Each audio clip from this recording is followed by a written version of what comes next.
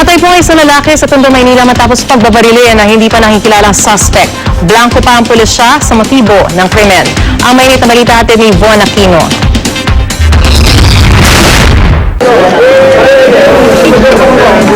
Kabibili lang daw sa tindahan ng energy drink at sigarilyo ng lalaking ito nang pagbabarili ng di pa nakikilalang mga suspect na lulan daw ng motorsiklo sa Tondo, Maynila bago maghating gabi kanina.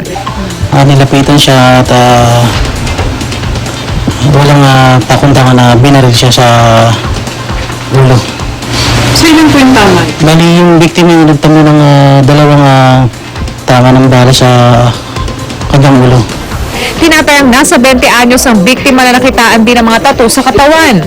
May cellphone din na natagpuan sa biktima na gagamitin umano ng mga pulis upang malaman ang pagkakakilanlan niya. Kilala ho ba yung biktima dito? Hindi siya residente dito. Pag-aaralan namin yung